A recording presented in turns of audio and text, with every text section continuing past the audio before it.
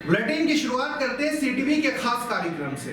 CTV का खास कार्यक्रम सुबह सवेरे में आज मुलाकात करेंगे कांग्रेस किसान नेता उमराव सिंह गुर्जर से, जिसमें उन्होंने अपनी राजनीतिक करियर के बारे में खुलकर बात की और उन पर लग रहे आरोपों का खंडन भी किया। देखिए सीटीवी एडिटर राकेश सोम के साथ ये खास इंटरव्यू।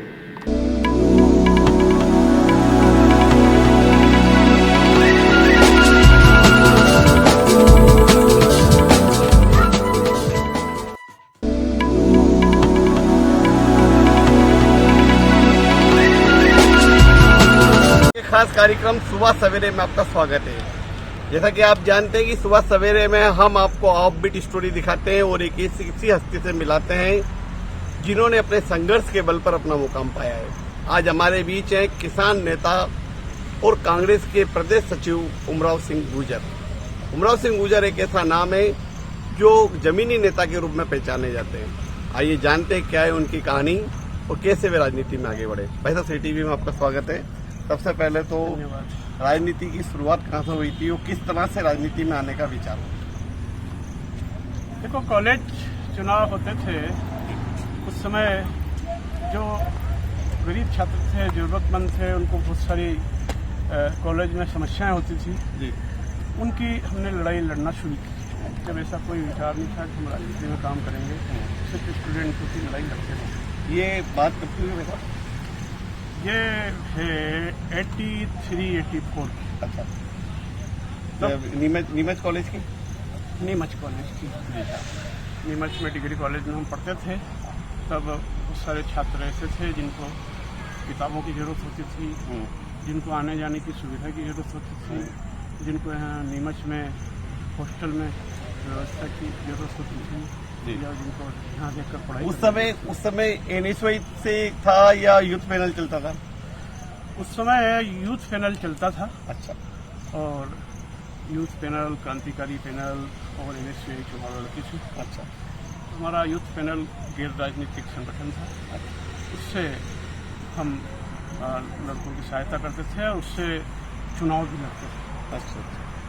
मतलब उस समय देखा था कि जब वो कॉलेज की जो राजनीति हुआ करती थी, एक उत्साह रहता था और वो जो दौर था उस समय कई नेता कॉलेज की राजनीति से निकल कर आए, लेकिन आज वैसा माहौल नहीं है। निश्चित रूप से कॉलेज के जो चुनाव होते थे, जो माहौल था उस समय, वो विपरीत परिस्थितियां थी। लेकिन उस समय जो छात्र राजनीति से उभर के लड़के आए थे, उनकी सेवा करने का उद्देश्य और उनने अच्छा काम भी किया। और उसी दौरान जब मैं LLB फर्स्ट ईयर में था, उसी दौरान पंचायत के चुनाव घोषित हुए। और क्योंकि उनकी गांव की समस्याओं के लिए भी उस समय लड़ाई लड़ी थी, तो गांव के लोगों ने मुझे सरपंच का उम्मीदवार बनाया। ये बात कब की हुई? ये 89 की हुई। अच्छा, मतलब ग्राम रात्रिया से पहला चुनाव सरपंच का जीते? हाँ, पहला चुनाव सरपंच का। कोई भी चुनाव वापस से मैं डबल नहीं लड़ा। अच्छा, मतलब एक बार ही सरपंच बना? एक बार ही सरपंच बना। दूसरी बार मैं जनपद का चुनाव लड़ा। नीमच जनपद सदस्य? नीमच जनपद सदस्य का चुनाव लड़ा। और उसमें उपाध्यक्ष का मैं निर्विरोध यहाँ पे नीमच के जनपद में उपाध्यक्ष निर्विरोध बना। महिला सीट से थी। अच्छा, कमला हुआ पेड़। अच्छा, वो जो है अध्यक्ष बनी थी और मैं निर्विरोध उपाध्यक्ष बना था। अच्छा। उपाध्यक्ष रहते हुए भी सभी पंचायतों में, गाँव में घूमे और उनकी सेवा का संकल्प लिया और लोगों की सेवा की। उस दौरान दिग्विजय सिंह जी की सरकार ने बहुत ही अच्छी योजनाएं लागू की थी, स्वच्छता की, शिक्षकों की भर्ती की। जी। यह जनपद का दोबारा? नहीं, उसके बाद मैं मंडी का चुनाव लड़ा। नीमच मंडी का? हाँ, मुझे तब कांग्रेस ने दिक्कत नहीं किया था? हाँ, क्योंकि मैंने विधानसभा की उम्मीदवारी की थी नीमच से। हाँ। कि भाई मैं विधानसभा का चुनाव लड़ना चाहता हूँ कांग्रेस से, और उस समय मेरा टिकट नहीं हो पाया था। तो उसके बाद जो है अगला चुनाव मैंने मंडी का लड़ा। और मंडी के चुनाव में क्योंकि विधानसभा की उम्मीदवारी की थी, इसलिए सारे लोग मेरे विरोध में थे। जी। भारतीय जनता पार्टी के, कांग्रेस के सारे बड़े नेता मेरे विरोध में थे। लेकिन कृषकों का योगदान था, किसानों ने मुझे इस योग्य समझा और मंडी बनाया। तो 5 साल तक उस पद पर रहकर मैंने मंडी में यथायोग्य सेवा की किसानों की। मंडी में उस समय माना जाता है कि जब आपका कार्यकाल था वो किसान, हम्माल और तुलावटी और मजदूर वर्ग के लिए एक बेहतर कार्यकाल माना जाता है। जैसा कि हमारी शुरू से ही कोशिश यही रही है कि प्राथमिकता के तौर पर उन जरूरतमंदों की सेवा करें। चूँकि मंडी से किसान जुड़े हुए थे, जो कि सबसे बड़ा वर्ग है, उनकी सेवा के लिए मेरी तरफ से मैंने कोई कसर नहीं छोड़ी। मंडी में अच्छे ग्राउंड के निर्माण करवाया, मंडी के अंदर शेड बनवाए, और चूँकि हम्माल वहाँ पे काम करते थे, तुलावटी वहाँ काम करते थे, व्यापारियों का वहाँ व्यवसाय था, तो उनकी भी जो समस्याएं थी, वाजिब समस्याएं, उनको हल करने का काम हमने तत्कालीन परिस्थिति में किया। फिर उसके बाद एक बार फिर जनपद की तरफ रुख किया और अध्यक्ष बने। हाँ, 4.5 साल मंडी का कार्यकाल होने के बाद भी जनपद के चुनाव हो रहे थे। और उस समय क्योंकि मंडी रहते हुए मैंने फिर विधानसभा की दावेदारी की थी, विधानसभा में मेरा टिकट काट दिया। हाँ, कट गया था, नहीं मिला। तो उसके बाद सब लोगों ने मिलकर मुझे जनपद का चुनाव फिर से लड़ाया, और उसके बाद जनपद अध्यक्ष का चुनाव भी सब लोगों ने मिलकर लड़ाया और जनपद अध्यक्ष बनाया। 5 साल तक यथायोग्य जो भी सेवाएं हो सकी गाँव की, उसकी मैंने प्रयास किया उन लोगों की सेवा करने का, और उनको जागरूक करने का प्रयास किया कि किसानों या हम लोगों को जागरूक हो और हम हमारी समस्याओं के लिए लड़ेंगे। अच्छा सर, एक चीज़ ये भी देखिए कि लगातार आप किसी ना किसी पद पे बने रहे और राजनीति में सक्रिय रहे, लेकिन जहाँ भी विधानसभा की बात आती थी तो आपका नाम फाइनल होते रह जाता था और फिर एंड वक्त पे कट जाता था। बल्कि ऐसा कहते हैं श्यामलाल जोगचंद और कई ऐसे जो आपके शागिर्द थे उनको टिकट मिल गया था, लेकिन आपको टिकट नहीं मिला था। हाँ, ये सही बात है कि 93 में भी दावेदारी की थी, उस समय भी अगर पार्टी उम्मीदवार बनाती, और 98 में भी की थी, उस समय पार्टी उम्मीदवार बनाती, निश्चित रूप से यहाँ पे कांग्रेस जीतती। और 2003 में भी दावेदारी थी, तो लगातार 98 से 2003, 2008 लगातार कांग्रेस चुनाव हारती रही। और उसके बाद मैं कांग्रेस के वर्कर के रूप में लोगों के बीच में काम करता रहा। मुझे 2018 में कांग्रेस से उम्मीदवार बनाया, क्योंकि मैंने नीमच से दावेदारी की थी। 2008 में विधानसभा चुनाव से जब फिर एक बार आप कांग्रेस के दावेदार थे, लेकिन आपको टिकट नहीं मिला, और ऐसी स्थिति में फिर आपने फिर निर्दलीय चुनाव लड़ा, और उस समय करीब 23-40 हजार वोट आपको मिले थे। आइए बढ़ते हैं। उस समय लगभग लगी रहा था 4 सिंह मैदान में उतरे थे, उनमें से एक आप थे। क्या कमी रह गई थी? क्योंकि लगातार 4 बार से टिकट मांग रहा था, और कांग्रेस के कार्यकर्ता और जनता भी मेरे साथ थी, तो ऐसी स्थिति में मुझे जनता ने, कांग्रेस के कार्यकर्ताओं ने पार्टी का उम्मीदवार नहीं बनने के बाद मुझे उनने चुनाव लड़वाया, और क्योंकि कार्यकर्ताओं ने और जनता ने मुझे चुनाव लड़ाया था, उस समय भी मुझे लगभग 23,800 वोट मिले थे। और वैसे यूँ देखा जाए तो आज़ादी के बाद निर्दलीय उम्मीदवारों को कभी 2,200 वोट से ज़्यादा नहीं मिले, लेकिन जनता का भरपूर आशीर्वाद उस समय मुझे मिला था। लोकसभा चुनाव में पार्टी को आवश्यकता लगी कि लोकसभा चुनाव जीतना है, तो मुझे वापस से कांग्रेस ने अपनी पार्टी में शामिल किया। तब से मैं लगातार लोगों की सेवा लेकिन कर रहा हूं। ये कांग्रेस में ही हो रहा है या आपके साथ इसी राजनीति हो रही है कि आप जहाँ से टिकट के दावेदार होते हैं वहाँ से टिकट नहीं दिया जाता है? अभी लास्ट ईयर देखा गया अपन ने कि 2018 में कि आपको नीमच से टिकट मांग रहे, लेकिन आपको मनासा भेज दिया, और मनासा आपके लिए एकदम नया क्षेत्र था। निश्चित रूप से कॉलेज से लगा के सरपंच जनपद मंडी में नीमच क्षेत्र में ही काम किया, नीमच के कार्यकर्ताओं के बीच काम किया, जनता के बीच में काम किया था। इसलिए लोग नीमच पे चाहते थे कि नीमच में उम्मीदवार बने, लेकिन अंतिम समय में हाईकमान का निर्देश आया कि आपको मनासा से उम्मीदवार बनाया जाता है। मैंने हाईकमान का आदेश माना और मैं मनासा से चुनाव लड़ा था, और मनासा में भी मुझे वहाँ के जनता का, कार्यकर्ताओं का भरपूर आशीर्वाद वहाँ पर मिला। कांग्रेस को वहाँ पर 45-43 हज़ार वोट से ज़्यादा कभी नहीं मिले, लेकिन मुझे 64,000 वोट वहाँ से मनासा विधानसभा क्षेत्र से भी मिले। मैं वहाँ की जनता का भी आभारी हूँ। अच्छा, एक बड़ा आरोप आप पे लगता रहा है कि आपने बार बार संगठन के साथ दगा किया और बार बार बागी होकर चुनाव लड़ा, और हर बार जब आपको टिकट नहीं मिलता था तो आप बागी हो जाते थे और वापस पार्टी में आ जाते थे। तो बार बार बागी होना और बार बार पार्टी के साथ दगा लगने वाले आरोप पे क्या कहेंगे? ये आरोप तो सब लगाए जाते हैं और आरोप झूठे हैं। आरोप लगाए जाते हैं तो उनको साबित भी करना चाहिए। मैं सिर्फ एक बार विधानसभा का चुनाव जो लड़ा था वो लड़ा था निर्दलीय के रूप में, और उसमें मुझे कांग्रेस के लोगों ने, जनता ने ही लड़ाया था। इसको यदि लोग जनता की लड़ाई के लिए, कांग्रेस की लड़ाई के लिए अगर बाकी कहें तो कहें, लेकिन उन लोगों ने भी क्या किया, जिन लोगों ने जो है कांग्रेस पार्टी से चुनाव लड़ा और वो भी तो हारे हैं, लगातार हार रहे हैं 3-3 बार 4-4 बार। तो कोई बात नहीं। आपकी कांग्रेस में ही राजनीतिक प्रतिद्वंदिता नंदकिशोर पटेल से रही है।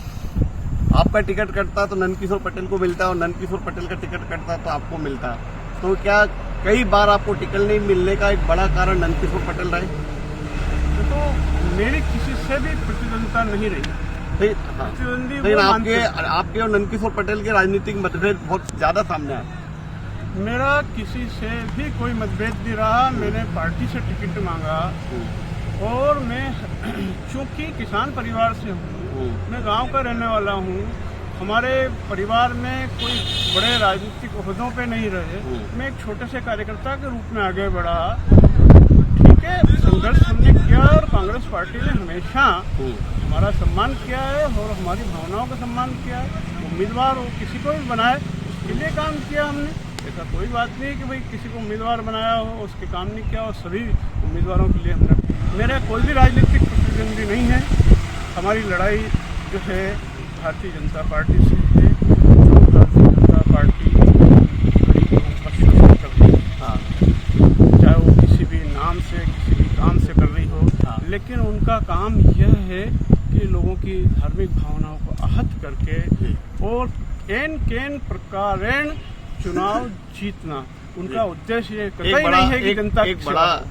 अब ऐसा कहा जाता है कि आपके राजनीतिक प्रतिनिधि के रूप में तरुण भाईती उभर रहे हैं। पिछले विधानसभा चुनाव में जब टिकट का वक्त आया था तब आपके और उनके बीच इतने विवाद घेराए थे कि मारपीट तक हुई थी। आप पे भी आरोप लगाए थे कि उन्होंने हमला कराया। अब भी फिर वही हालत बन रही है कि आप दोनों टिकट के दावेदार हैं और कहीं ना कहीं एक बार फिर विवाद की स्थिति बनेगी। तो इस पर क्या कहेंगे? नहीं, मैं मेरे ऊपर न कोई आरोप लगे हैं, न मेरा कोई झगड़ा हुआ है, न कोई मारपीट हुई है। ये व्यक्तिगत उनके विवाद हैं, व्यक्तिगत झगड़े हैं, उनसे कोई लेना देना नहीं। और आज अभी आपके जन्मदिन पे देखा था कि तरुण भाईती ने सारे गिले शिकवे बुलाकर आपको गले लगाया था। अगर विधानसभा चुनाव होते हैं और अगर उनको टिकट मिलता है तो क्या फिर बगावत होगी? बिल्कुल कोई बगावत नहीं होगी। जो भी पार्टी का उम्मीदवार होगा, जिसको उम्मीदवार पार्टी बनाएगी, पूरे के पूरे सब लोग हम तन मन धन से। अच्छा, अभी नीमच में कांग्रेस के 3 या 4 उम्मीदवार हैं। आपका नाम है, मधु बंसल का नाम है, तरुण भाईती का नाम है, नंदकिशोर पटेल जी का नाम है। आप अगर किसी को समर्थन देना चाहेंगे, अगर आपको यहाँ से टिकट नहीं मिलता फिर वापस मनासा जाना पड़ेगा, तो आप किसको समर्थन देंगे? देखिए, ये सब निर्णय हाईकमान करेगा और सोनिया गांधी जी, राहुल गांधी जी और कांग्रेस के हमारे प्रदेश के अध्यक्ष, पूर्व मुख्यमंत्री आदरणीय कमलनाथ जी, जिसको भी उम्मीदवार बना के भेजेंगे वो सर्वे के आधार पर भेजेंगे। वो सब लोगों से पूछ के करेंगे निर्णय, और वो ऐसा निर्णय करेंगे जो जीतने वाला उम्मीदवार होगा वो ही पार्टी का उम्मीदवार होगा। उसके लिए हम तन मन धन से काम करेंगे। कैसे जीतेगी कांग्रेस नीमच में जब 14 पार्षद जीतकर आते हैं, उसमें से 8 बिक जाते हैं और बिकने वालों में आपके समर्थकों का भी नाम आता है। और ऐसी स्थिति में अगर मान लो आप विधानसभा चुनाव लड़ेंगे तो क्या आप उन पर विश्वास कर पाएंगे? निश्चित रूप से कांग्रेस के सभी लोगों पर मुझे विश्वास है कि वो सब लोग तन मन धन से कांग्रेस के जो पार्षद बिके उन पर क्या कहेंगे? मतलब 14 में से 9 वोट ही मिले, वो बाकी जो बिक गए उस पर क्या कहेंगे? देखो, ये कोई भी जो है पार्षद बिके नहीं है, क्योंकि हमारे परिषद में हमारा बहुमत ही नहीं था। अब बहुमत ही नहीं था तो बिकने का सवाल ही नहीं। पार्टी तय करेगी, पार्टी हाईकमान जहाँ के भी आदेश देगा उसका हम पालन करेंगे। नीमच से तय किया तो नीमच से चुनाव लड़ेंगे कि वहाँ पे मनासा से आप 5 साल मेहनत करेंगे, आप वहीं जाएंगे? देखो, मैं पूरे ज़िले में जाता हूँ, सभी कार्यकर्ताओं के काम करता हूँ, इसलिए मुझे चिंता नहीं कि पार्टी कहाँ से उम्मीदवार बनाएगी। पार्टी जहाँ से भी उम्मीदवार बनाएगी वहाँ से चुनाव लड़ेंगे। पिछले विधानसभा चुनाव में कांग्रेस ने ऐसा घालमेल किया कि नीमच जावर वाला नीमच में, नीमच वाला मनासा में, मनासा वाला मंदसौर में, और ये पूरा जो त्रिकोणी जो चला उसमें कार्यकर्ता असमंजस में हो गए और सारी सीटें हार गए। तो इस निर्णय को ठीक मानते थे? नहीं, वो निर्णय हालांकि जो है ठीक नहीं हुआ था और वो हाईकमान को हमारे यहाँ के क्षेत्र के नेताओं ने गुमराह कर दिया था। गलत जानकारियाँ देने के कारण ये सब निर्णय हुआ था और ऐसी गलती अब हाईकमान नहीं करेगा, ऐसी पूरे सभी कार्यकर्ताओं को आशा है। तो क्या लग रहा है विधानसभा चुनाव में आप कहाँ नीमच से दावेदारी करें या मनासा से करें? देखो, ये निर्णय पार्टी हाईकमान करेगी कि कहाँ से उम्मीदवारी बनाएगी। जो पार्टी हाईकमान जहाँ से उम्मीदवार बनाएगी वहाँ से काम करेंगे पार्टी। राहुल गांधी की जो यात्रा निकल रही है, भारत जोड़ो यात्रा, आप कहाँ शामिल होने जा रहे हैं? हमारे जो है मध्य प्रदेश में जब भी यात्रा आएगी उसमें हम लोग शामिल होंगे। एक चीज ये कि महंगाई को लेकर कांग्रेस ने बहुत बड़ा आंदोलन 4 सितंबर को किया। नीमच से सिर्फ नेता गए, कार्यकर्ता को नहीं ले गए, और नेता भी चुनिंदा गए। तो बात जहाँ कार्यकर्ताओं को ले जाने की आती है, कार्यकर्ताओं को वैसे तो काम कराते हैं, लेकिन जहाँ दिल्ली भोपाल वगैरह ले जाने की आती है, रैली आंदोलन में शामिल होने की बात होती है, वहाँ नेता लोग हाथ खींच लेते हैं। नहीं, ऐसा नहीं है।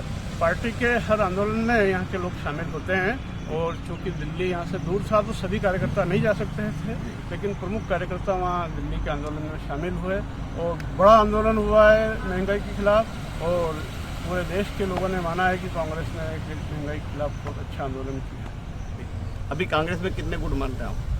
अभी कांग्रेस में कोई गुट नहीं है, एक ही गुट है और कांग्रेस है, और वो लड़ाई लड़ना है यहाँ की भारतीय जनता पार्टी की उस सरकार से जो गलत नीतियों के आधार पर लोगों को गुमराह करती है। नीमच नगर पालिका कांग्रेस के हाथ से चली गई, कांग्रेस के पार्षद बिक गए। वो लोग आज भी गांधी भवन में दमदारी से बैठते हैं और कहते हैं कि बिकने वालों का ही राज है गांधी भवन में। ऐसे लोगों पे क्या? देखो, ये कार्रवाई पार्टी का संगठन करेगा और पार्टी के संगठन से बात करें आप, उसके ऊपर कार्रवाई करेगा। ठीक है। तो आप थे उमराव सिंह गुर्जर, जो कि कांग्रेस के वरिष्ठ नेता हैं, कई बार बागियों के चुनाव लड़ा, लेकिन उनका कहना है कि जनता ने लड़ाया इसलिए लड़े, और आने वाले समय में फिर विधानसभा की तैयारी कर रहे हैं।